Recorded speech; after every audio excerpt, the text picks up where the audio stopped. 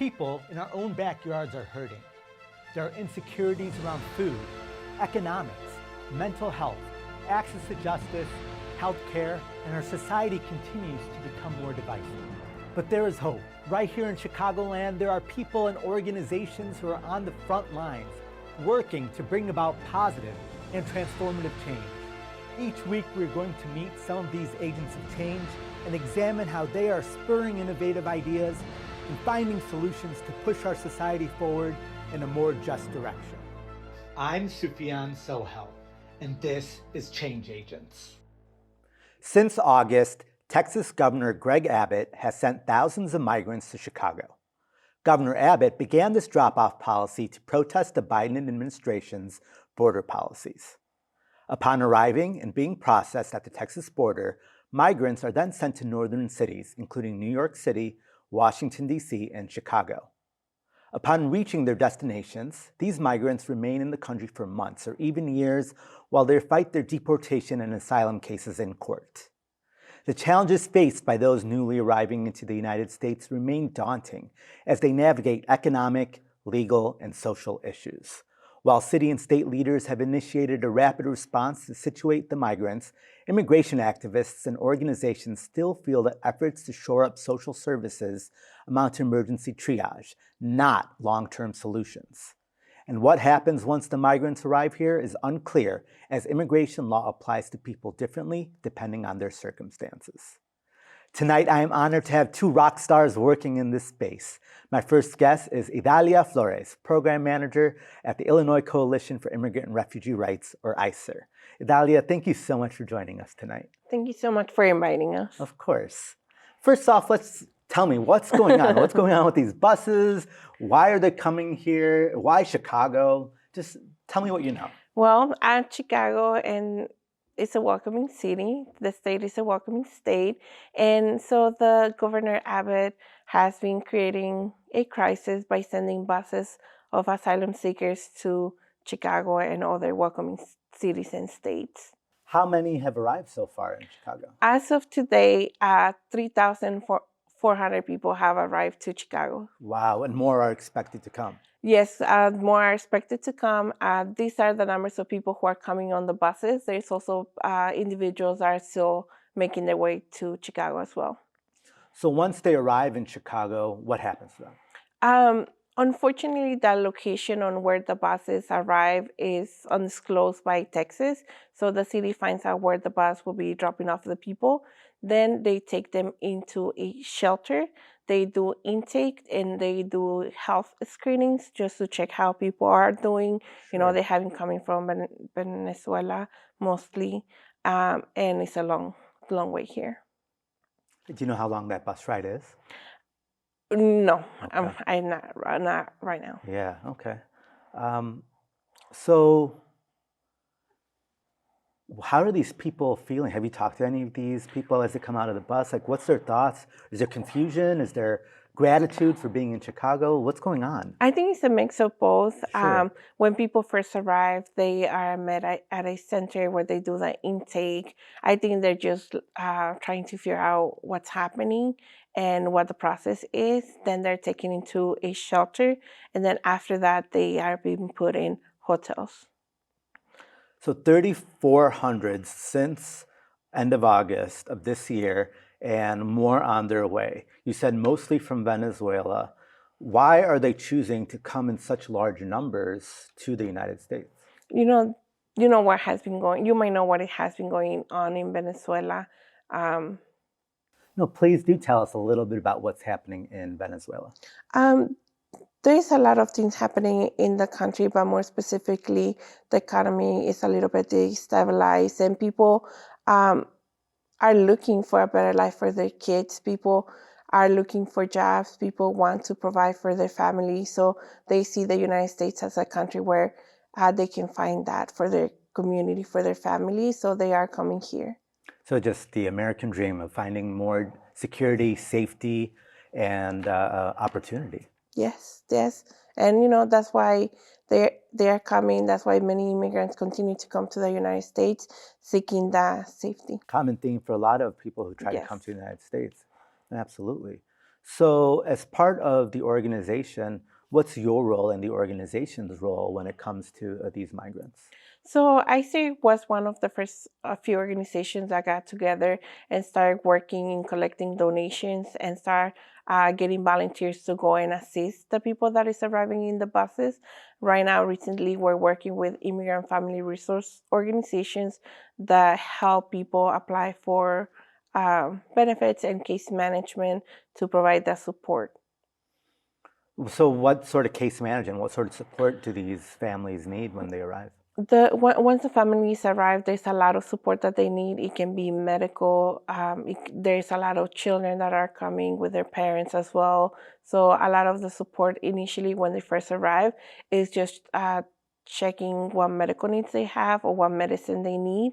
They have been traveling for a long time, and once they are in survival mode, once they arrive here, they need pain medicine, they need Sure. allergy medicine and things like that, diapers, formula, just urgent care needs. Before they started being bused to Chicago and other cities, where were they staying? In Texas and other border states? Um, Usually people have family or friends that they know in the United States and they come and they go with them. A lot of people usually have in mind where they will be going. So not all of the people that were coming were staying in Texas. Okay. Some of them, they knew of a city or a place where they already were heading to. Thank you. We were talking earlier, and you had mentioned that some of the hotels that they're being housed at were first disclosed in papers and things like that, which was resulting in increased hate and maybe targeting of these migrant communities. Can you tell a little bit about that? The state and the city were very proactive in protecting the hotel's address just because, one, the safety of the people in the hotel, but two, there's also a lot of people who want to help and provide services, but they might not have that expertise in these. So we want to make sure that all the resources, donations, and everything coming into the hotel is centralized and then taken on to the different hotels.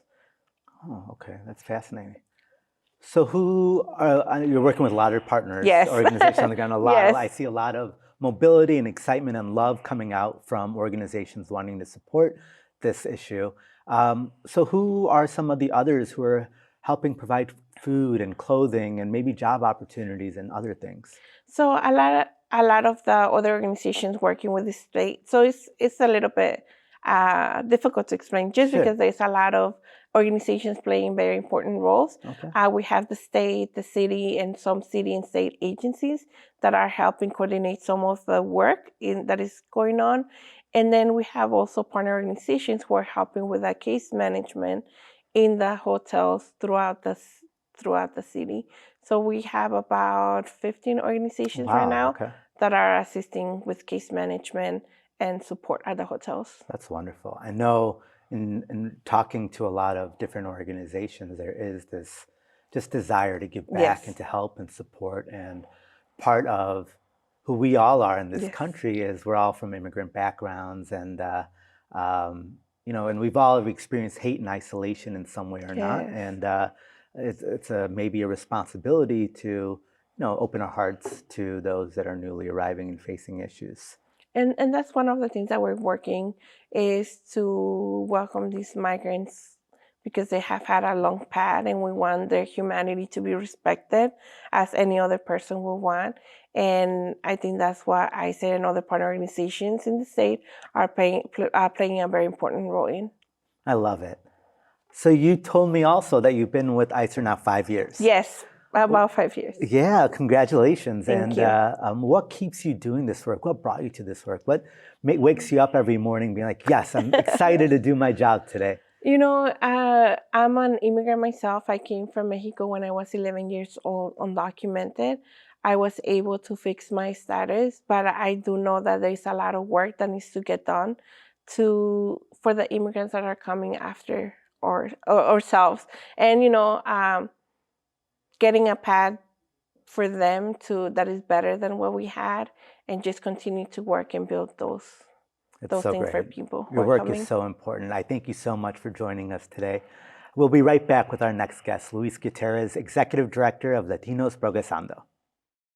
Hi there, I'm Darius Hillman. This week on In the Arena, I talked to this man, Vaughn Bryant, Executive Director of Metropolitan Peace Initiatives, about his journey from pro footballer to the head of a $42 million cross-agency effort supporting Chicagoans most vulnerable to gun violence. Join me and Vaughn Bryant in the Arena, Friday night at 7 p.m. on CAN TV 19 and streaming on cantv.org. Welcome back. My next guest tonight is Luis Gutierrez, Executive Director and Founder of Latinos Progresando. Luis, thank you so much for joining us tonight. Thank you for having me. Of course. So exciting. Oh, thank you. You heard our first segment today about the migrant issue. You've had your organization now 24 years. What are some of the biggest challenges you are seeing facing some of these immigrant communities? Well, I think a big challenge right now is getting everybody's paperwork acclimated. You know, if you think about being a person who comes to a country for the first time and moves their entire family, now you're talking about being able to get your children enrolled in the public education system, getting yourself enrolled in medical care, getting yourself enrolled in housing. And so all of that takes a lot of paperwork on the end of people that are helping you out. And so organizations like ICIR and others have been stepping up to take on that role. But I think that's been a big challenge so far. Why on the immigrant, in the person who's coming to your organizations seeking these services, why is it hard for them to have that paperwork? Well, a lot of times, if you think about people that are leaving their homes, and especially folks that are leaving recently under these conditions, there's a lot of stress that a family is undertaking. And on their way to the border, a lot of things can happen. And then thinking about crossing the border and getting into the United States, this group of people that we know of, some of them didn't know they were coming to Chicago. They thought they were going somewhere else. Some of them ended up somewhere else and are really trying to get to Chicago. So there's so much moving around, and in that process, it's really easy to misplace things. And so as you go through this entire process, you have to approach it with compassion and understanding, and understanding that a lot of these times people may come here and what they left home with is not necessarily what they come into this country with. Now, while you're talking, it's making me think, like, if I had to leave Chicago and if there was war or chaos or famine, would I think of what would I take with me? And sometimes simple things like even a birth certificate or other sorts of forms are not things. I'm just trying to flee with my life maybe sometimes. Yeah, and sometimes things get lost along the way. Yeah. It's a long journey, and it takes a long time, and you don't know where you stop sometimes and when you get going again. And so, in any long journey, it's really easy to lose some kind of document. So it's really important that when they sit down with one of the organizations that's helping them, and there are a lot of them, I think you heard about that a little while ago. I think the people that are sitting down with them are compassionate, caring people, and they're also very professional and good at what they do. So they've been stepping up to make sure that all the families have what they need in order to get these essential needs taken care of. Your children in school, your medical, making sure that you have a safe place to live, and then hopefully getting a job, and a job that hopefully will be around for a long time. Oh, thank you. And we're so grateful for all that work. 24 years ago, you had this idea, vision. And you're still doing this 24 years later. What was that vision you had? Why create Latinos Progresando? And why name it Latinos Progresando? Oh, wow, that's a those are all great questions. So what was the vision that I had? It in some ways it was very simple. I grew up in a family where helping people was a really big thing for us, right? I think my mother said to me one time that when she and my father came to this country, there was somebody that helped them. And now that we're doing better, it's our responsibility to help others. And so I always had that ingrained in me growing up. And when I first started volunteering in nonprofit, I just fell in love with what nonprofit was. At the time, I didn't really understand how nonprofit operated or exactly what you did. But the feeling that I had when I was around people that looked like me, that came from places that I came from, that were helping other people, there was just something about that feeling that I was just immediately attracted to. And so as I started to get more involved with the nonprofit sector, I realized that this was something that I really wanted to do. And so in January of 1998, I opened up Latinos Progresando. And why did you name it that? That's interesting too. Another great question. I was just thinking about unity. You know, I think I was thinking about bringing people together and how together we can help people move forward. And I just kind of came to me this Latinos and Progresando, an English and a Spanish word that come together, that join together to make something more powerful, more beautiful. And so all of those things kind of came together for me, and it was just a really nice moment. I love it. Progresando means progress. Yes. How has the organization progressed in the last 24 years?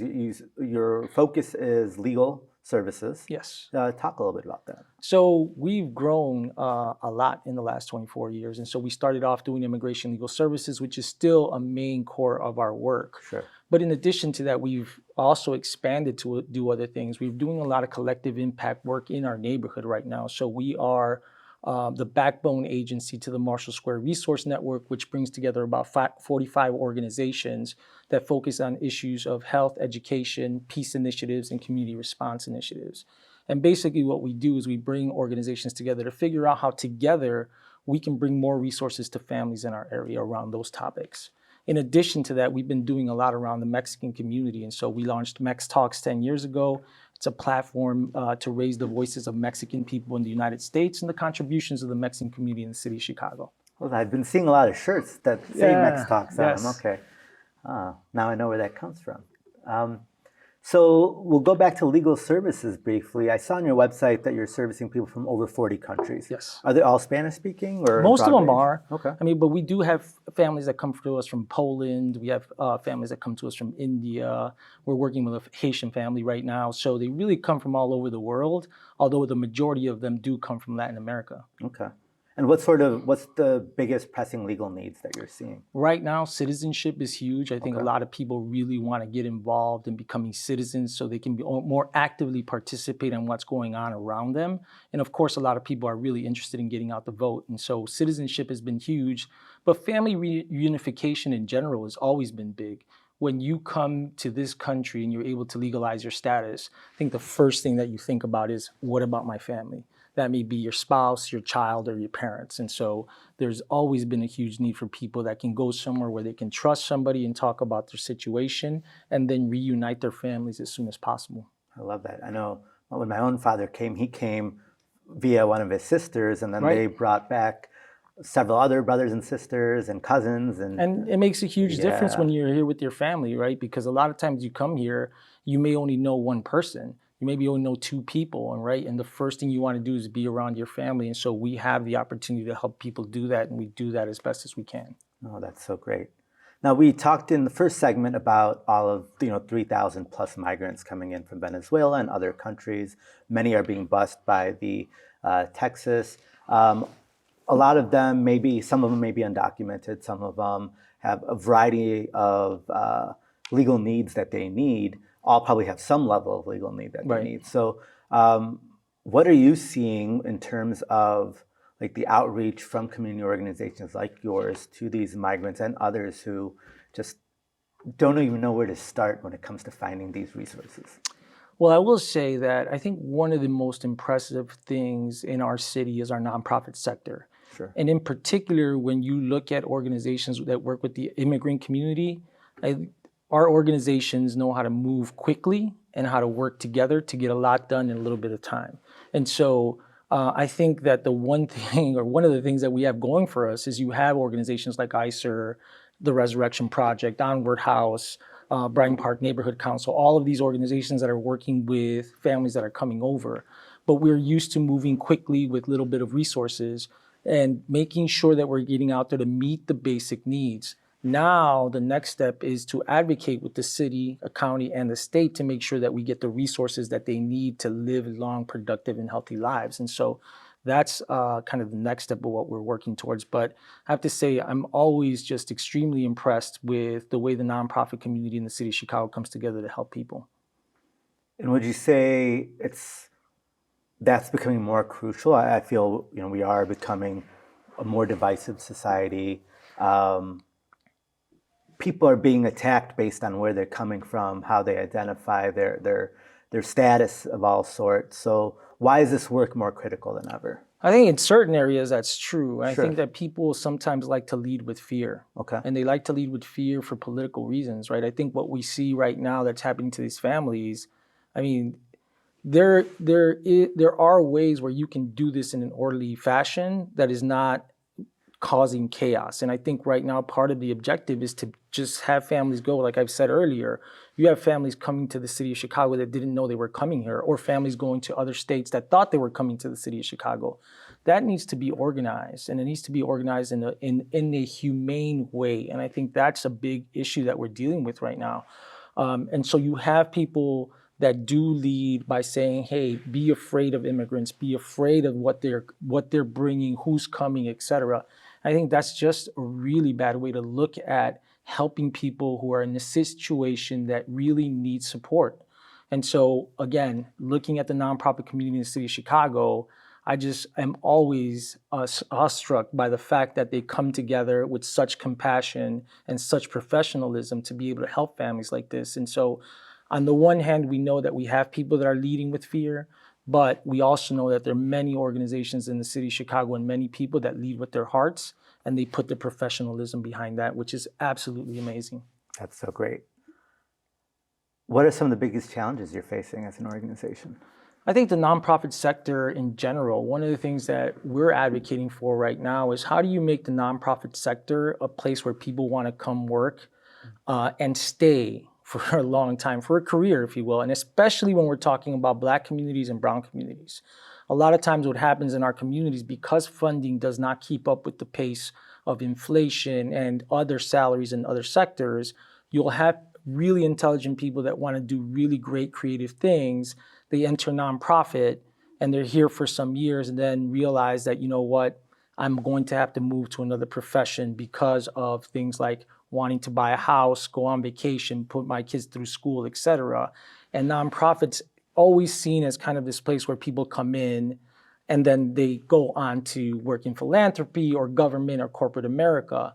We want to make sure that the nonprofit sector is funded to its full capacity. So we're not just attracting that talent, but we're retaining it. And that every person that works in the nonprofit community is able to buy their house and put their kids through school and buy a car and go on vacation. Very simple things that make a huge difference in a person's life when they're thinking about what the next step of their career is. I love it. And I think we could have a whole episode just on that challenge. And Absolutely. How do we keep that talent? And having run nonprofits, it's hard to keep staff sometimes, and because they do want to maintain this quality of life, but they also want to do good. And how do we keep them connected to doing good in their communities? And it's difficult because when you speak to a lot of the folks in nonprofit, many times because funding is not at the adequate level, you'll see a person that's doing the job of 2 or 3 people. And so it is really hard to look at them and say, you know what, we want you to keep doing this when you know that you maybe go to another sector and do half or a quarter of your job and even get paid more. But I do think there's so much opportunity in the nonprofit sector. One of the things that we saw during COVID was there were so many people that stepped up, and there's so many now young organizations that have started. And so we are now in the process of figuring out what are the steps that we take to support young leaders and young organizations so that they have an easy time transitioning from an organization that may be all volunteer run to a place that can have staff, pay them well, have retirement, and making sure that they're attracting and retaining that talent. Awesome. Great work. And I'm so thankful for you to be here tonight, sharing your words of wisdom with us, and wishing you another great 24 years with your organization. And thank you so much for joining us tonight. Thank you. Of course. We'll be right back with this week's Change in Action.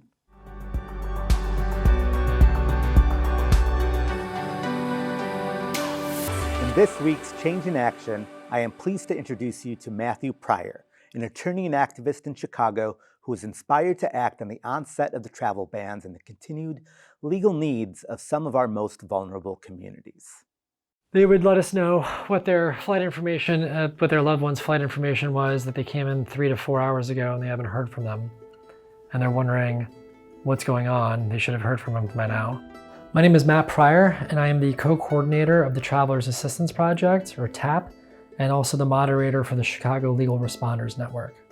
TAP is an online portal and a hotline, a telephone hotline, that allows people that are traveling to the United States from international destinations to contact us if they're having entry-related issues. It was born out of the 2017 travel bans by the Trump administration, where hundreds of attorneys, translators, and interpreters descended upon O'Hare and for months on end helped the travelers and their loved ones try to get information about their impact on the travel ban. While the traffic obviously on the website and on the telephone hotline has decreased since the Trump administration ended, which is a good thing, we're still getting people calling a couple times a month. And we want to make sure that we're still keeping this thing open so that they know that there's somewhere and somebody who's going to pick up their call if they have entry-related issues. The Chicago Legal Responders Network also came out of the Trump ban, the travel bans, and is basically a way that all the people that were working on in the O'Hare response can keep in contact and serve as resources and references for one another. One of the great things about the Chicago Legal Responders Network is that it continues to serve people today. It's open 24 hours, and it's amazing to see the speed at which and the thoughtfulness of people's responses when people have immigration-related issues and share them with the listserv, whether it's providing expertise, providing resources, or offering to actually represent the immigrant in need of legal advice and counsel. Thank you so much for your time, and please go to carechicago.org for more information about the TAP project. Thank you, Matt, for your work in serving so many. Thank you again to Idalia and Luis for your leadership and the amazing work of your organizations to support our immigrant communities. Except for those who are Indigenous or Native Americans, each of us can trace our roots back to somewhere else. We, our parents, grandparents, or ancestors came to the United States for freedom, for education, for economic opportunity, to build a better life for our families. The immigrant story is our story, and the truth is that those arriving at our borders and in our cities need our support.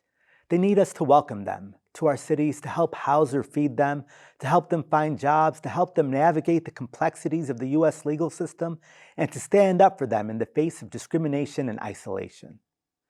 We each have the power to do a little something to support these communities, whether it be with our time, our money, or our compassion. We can all be change agents. Let us all be change agents. I'll see you next week.